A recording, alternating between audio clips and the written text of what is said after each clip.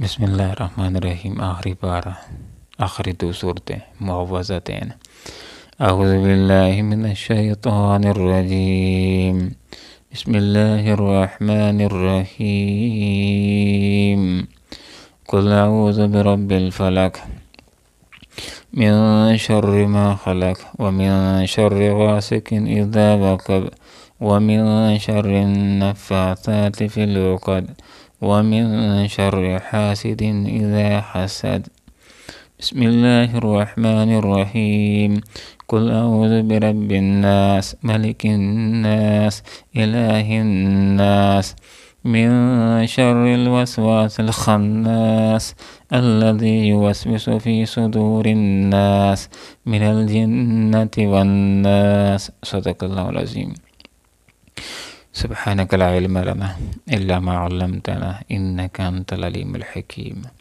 قل کہہ دیجیے اعوذ میں پناہ میں آتا ہوں برب رب کی الفلق صبحوں کے، من شر شر سے بچنے کے لیے، ما ہر اس چیز کے، خلقہ جو اس نے پیدا کی، ومن شر اور شر سے، غاسق اندھیرے کے، اذا وقب جب وہ چھا جائے، ومن شر اور شر سے، النفاثات پڑھ کر پھونک مارنے والیوں کے، فی العقد گرہوں میں، ومن شر اور شر سے، حاسد حسد کرنے والے کی، اذا حسد جب وہ حسد کرنے لگے۔ بسم اللہ الرحمن الرحیم۔ قل کہہ دیجیے اعوذ میں پناہ میں آتا ہوں برب رب کی، الناس لوگوں کے، ملک جو مالک ہے، الناس لوگوں کا، الہ جو معبود ہے، الناس لوگوں کا، من شر شر سے، الوسواس اس وسوسہ ڈالنے والے کے، جو الخناس بار بار پلٹ کر کے آتا ہے، الذی جو یوسوس وسوسہ ڈالتا ہے، فی صدور الناس لوگوں کے سینوں میں، من الجنت خواہ جنوں میں سے ہو، والناس یا انسانوں میں سے۔ مدینہ کے اندر 5 بہت بڑے قبائل تھے۔ 2 قبائل مشرکین کے تھے، اوس اور خزرج، جو بعد میں الحمدللہ بالکل ہی مسلمان ہوئے۔ ان کے اندر خال لوگ منافق یا کافر رہے، باقی سارے مسلمان ہوئے جو انصار کے لقب حاصل کرنے والے بنے۔ اور مدینہ کے اندر 3 بہت بڑے قبائل یہود کے تھے، بنو قریظہ، بنو نذیر اور بنو قینقاع۔ ان میں سے 2 قبائل کو معاہدے کی خلاف ورزی کرنے کی وجہ سے پہلے خیبر کی طرف اور پھر وہاں سے شام و فلسطین کی طرف بھگا دیا گیا۔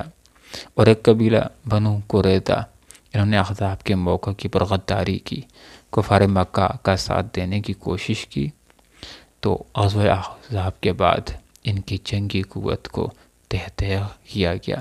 اس طرح مدینہ سے یہود کا خاتمہ ہو گیا، کہ جنہوں نے اسلام کو مٹانے کے لیے پرزور کوشش کی تھی، انتہائی کوشش کی تھی۔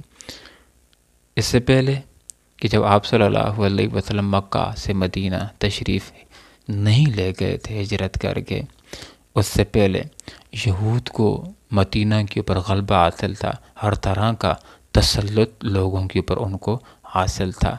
مذہبی پیشوائی بھی انہی کے ہاتھ کے اندر تھی، تجارت کے اوپر بھی ان کا قبضہ تھا، معیشت کے اوپر ان کا قبضہ تھا، سیاست کے اوپر ان کا قبضہ تھا۔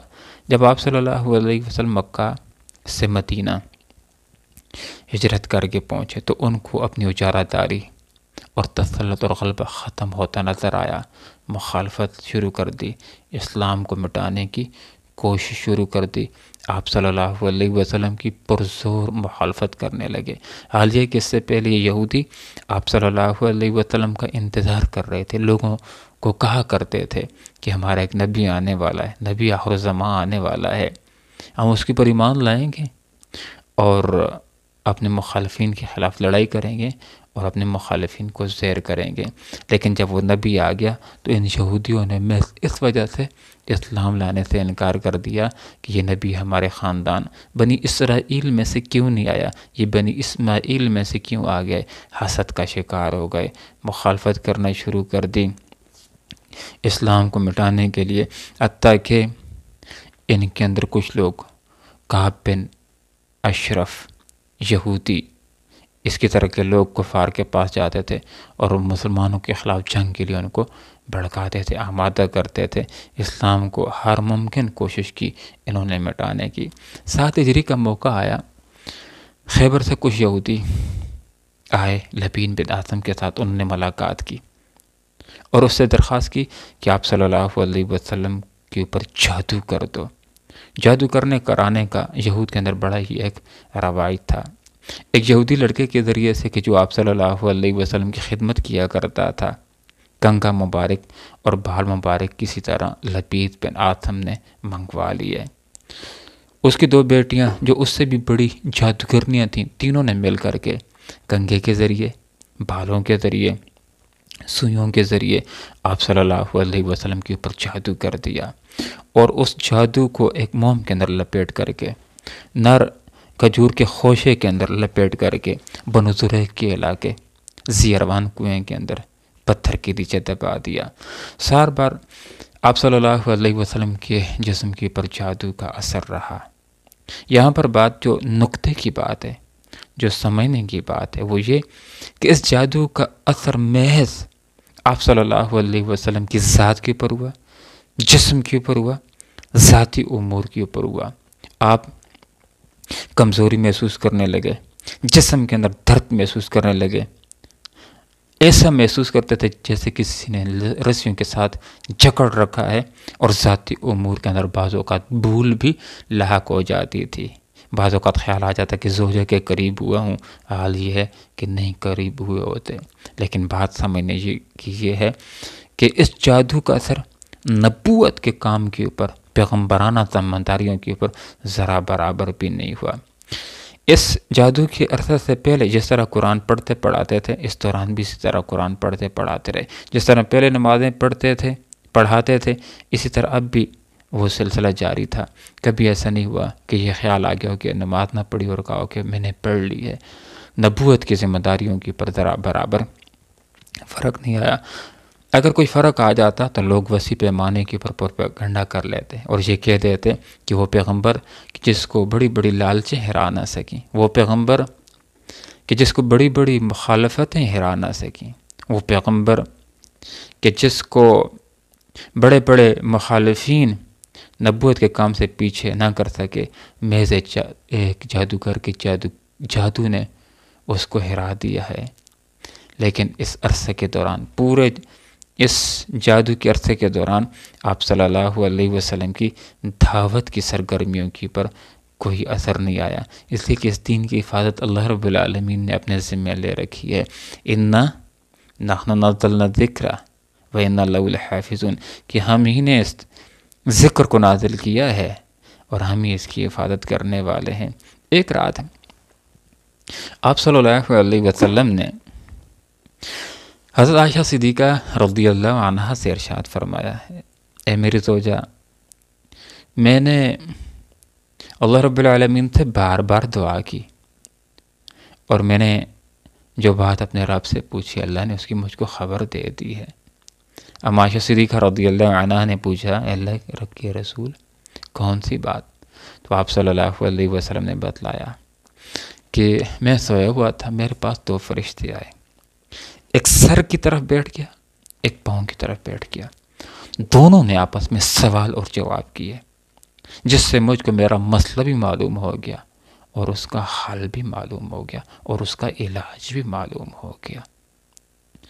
دونوں فرشتوں کے آپس میں جو سوال اور جواب کیا وہ یہ تھا کہ ان کو کیا ہوا ہے؟ دوسرے نے کہا ان کے اوپر جادو ہو گیا ہے۔ کس نے جادو کیا؟ لبید بن عاصم نے کیا ہے۔ کس چیز کے اوپر جادو کیا ہے؟ کنگے اور بالوں کے اوپر۔ کس چیز میں چھپایا ہے؟ نر کھجور کے خوشے میں۔ کہاں رکھا ہے؟ زیروان کنویں کے اندر، پتھر کے نیچے۔ علاج کیا ہے؟ بس پانی کو سونتا جائے، جادو کو حاصل کیا جائے اور گروں کو کھول دیا جائے، آپ صلی اللہ علیہ وسلم کو شفا مل جائے گی۔ جب آپ صلی اللہ علیہ وسلم بیدار ہوتے ہیں، بڑے خوش تھے، حضرت علی المرتضیٰ رضی اللہ عنہ کو بلاتے ہیں، حضرت زبیر رضی اللہ عنہ کو بلاتے ہیں، عمار ابن یاسر رضی اللہ عنہ کو بلاتے ہیں، مسئلہ سمجھاتے ہیں، کنویں کے پاس بھیجتے ہیں، وہ تینوں اثرات جاتے ہیں جادو کو عطل کرنے کے لیے، اس کو نکالنے کے لیے پیچھے سے آپ صلی اللہ علیہ وسلم بھی ہو لیتے ہیں۔ کنویں کے اندر سے، پتھر کے نیچے سے جادو کو نکالا جاتا ہے۔ اسی اسنا میں حضرت جبرائیل امین یہ ہدایت لے کر کے آ جاتے ہیں کہ آپ صلی اللہ علیہ وسلم سوئیوں کو نکالیے، گروں کو کھولیے، اور آخری 2 صورتوں کی معوذتین کی ایک ایک آیت پڑھتے چلے جائیے۔ آپ صلی اللہ علیہ وسلم ایک ایک آیت پڑھتے جاتے تھے، ایک ایک سوئی نکالتے چلے جاتے تھے، ایک ایک بال کی گرہ کھولتے چلے جاتے تھے۔ 11 آیات مکمل ہو گئیں، 11 گھریں کھل گئیں، 11 سوئیاں نکل گئیں۔ آپ صلی اللہ علیہ وسلم سے عجاب ہو گئے، آپ صلی اللہ علیہ وسلم سے جادو کا اثر دور ہو گیا، اور آپ صلی اللہ علیہ وسلم ایسا حشاش بشاش محسوس کرنے لگے، اپنے آپ کو ایسا محسوس کرنے لگے کہ پہلے کسی نے گویا کہ رسیوں سے جکڑ رکھا تھا، اب آپ صلی اللہ علیہ وسلم آزاد ہو گئے ہوں۔ اللہ رب العالمین نے صحت عطا فرما دی۔ صحابہ کرام رضوان اللہ تعالی علیہم اجمعین غم و غصے کا شکار ہوئے، لبید بن عاصم کے اوپر غصہ ہوئے۔ آپ صلی اللہ علیہ وسلم نے لبید بن عاصم کو بلایا، بحث پرس کی، اس نے اپنے جرم کا اعتراف بھی کر لیا۔ صحابہ کرام رضوان اللہ تعالی علیہم اجمعین نے آپ صلی اللہ علیہ وسلم سے اجازت طلب کی، اے اللہ کے رسول اجازت ہو تو ہم اس کا سر قلم کر دیں۔ آپ صلی اللہ علیہ وسلم نے ارشاد فرمایا کہ اللہ رب العالمین نے مجھ کو شفا دے دی ہے، یہی کافی ہے، میں فتنے کی آگ بھڑکانے والا نہیں ہوں۔ بعض مفسرین نے یہ بات بھی ذکر کی ہے کہ لبید بن عاصم منافق تھا، اگر اس کو مروا دیا جاتا تو لوگ، دوسری دنیا کے لوگ یہ پروپیگنڈا کر سکتے تھے کہ دیکھو آپ صلی اللہ علیہ وسلم نے تو اپنے ساتھیوں کو مارنا شروع کر دیا ہے۔ اور دوسری بات یہ بھی کہ آپ صلی اللہ علیہ وسلم اپنی ذات کی خاطر کسی سے انتقام نہیں لیتے تھے۔ یہاں پر ہمارے سامنے یہ بات آ جاتی ہے کہ جس طرح نظر بد حق ہے کہ یہ لگتی ہے دوسرے انسان کو نقصان ہوتا ہے، اسی طرح جادو بھی حق ہے۔ جادو حق ہونے سے مراد یہ ہے کہ اس کے ذریعے سے بھی دوسرے انسان کو ضرر پہنچ سکتا ہے، اس لیے ایک انسان کسی کو ضرر دینے کے لیے جادو کرتا ہے، کراتا ہے، اس کا کم از کم درجہ گناہ کبیرہ کا ہے۔ جادو کرنے کرانے کو ایک حدیث کے اندر آپ صلی اللہ علیہ وسلم نے شرک کا گناہ بھی قرار دیا ہے۔ اور یہاں پر ہمارے سامنے یہ بات بھی آ جاتی ہے کہ جس طرح آپ صلی اللہ علیہ وسلم بیمار ہوتے تھے یا جنگوں میں زخمی ہوتے تھے، جسم کو درد ہوتا تھا، اسی طرح پیغمبر کے اوپر جادو بھی ہو سکتا ہے، جادو کا اثر بھی ہو سکتا ہے۔ ایک بات ہمارے سامنے یہ بھی آ جاتی ہے کہ انسان اپنا علاج بھی کر سکتا ہے، دم درود بھی کروا سکتا ہے۔ اگر کوئی آدمی یہ چاہتا ہے کہ وہ نظر بد سے بچ جائے، ہر طرح کی شرور و فتنوں سے بچ جائے، اور اس کے اوپر کسی جادوگر کے جادو کا کوئی اثر نہ ہو، تو اس کو چند چیزوں کا اہتمام کرنا چاہیے۔ نمبر 1، ان آخری 2 صورتوں کو، معوذتین کو، صبح کی نماز کے بعد اور مغرب کی نماز کے بعد پڑھ کر کے اپنے اوپر دم کرنا چاہیے۔ دوسری بات، عقبہ بن عامر رضی اللہ عنہ ارشاد فرماتے ہیں کہ آپ صلی اللہ علیہ وسلم نے ارشاد فرمایا، لوگوں قرآن کی آخری 3 صورتوں کو پڑھ کر کے سویا کرو۔ عقبہ بن عامر رضی اللہ عنہ ارشاد فرماتے ہیں، اس کے بعد ان صورتوں کو پڑھنا میں نے کبھی نہیں چھوڑا۔ خود آپ صلی اللہ علیہ وسلم کا بھی یہ معمول تھا کہ آخری 3 صورتوں کو رات کو سوتے وقت پڑھتے تھے، ہاتھوں کے اوپر شف کرتے تھے، جسم کے اوپر جہاں تک ہاتھ پہنچتا تھا آپ اپنے ہاتھ کو پھیر لیا کرتے تھے۔ جس وقت آخر زمانے کے اندر بیمار ہوئے، ہاتھ کمزور ہو گئے، تو آپ صلی اللہ علیہ وسلم آخری 3 صورتوں کو پڑھتے تھے۔ عائشہ صدیقہ رضی اللہ عنہا کے ہاتھ کے اوپر شف کرتے تھے، وہ آپ صلی اللہ علیہ وسلم کے جسم کے اوپر ہاتھ پھیر لیا کرتی تھیں۔ اگر ہم یہ چاہتے ہیں کہ ہمارے اوپر کسی جادوگر کا کوئی جادو اثر نہ کرے، تو ایک کام ہمیں یہ بھی کرنا چاہیے کہ صبح کی نماز کے بعد اور مغرب کی نماز کے بعد یہ دعا، بسم اللہ الذی لا یضر مع اسمہ شیء فی الارض ولا فی السماء وهو السمیع العلیم، اس کو بھی 3 دفعہ پڑھیں۔ اور ایک اور دعا، صبح کی نماز کے بعد، مغرب کی نماز کے بعد اعوذ بکلمات اللہ التامات من شر ما خلق، اس کو بھی 3 دفعہ ضرور پڑھیں۔ اور اگر ہم یہ چاہتے ہیں کہ ہمارے گھر کے اوپر کسی جادوگر کا کوئی جادو اثر نہ کرے، تو گھر کے اندر ہمیں سورۃ البقرہ کی تلاوت کا، اس کے پر عمل کا اہتمام کرنا چاہیے۔ آپ صلی اللہ علیہ وسلم نے ارشاد فرمایا کہ جس گھر کے اندر سورہ بقرہ پڑھی جاتی ہے وہاں سے شیطان بھاگ جاتا ہے۔ اللہ رب العالمین سے دعا کرتے ہیں کہ اللہ تعالیٰ آخری 2 صورتوں کو سیکھنے کی، ان کو پڑھنے کی، ان کے ذریعے سے اپنے آپ کو ہر طرح کے شرور سے بچنے کے لیے اللہ کی پناہ میں اپنے آپ کو دینے کی توفیق عطا فرمائے۔ اللہ تعالیٰ ہم سب کی حفاظت فرمائے، دنیا کے اندر بھی اور آخرت میں دوزخ سے ہماری حفاظت فرمائے۔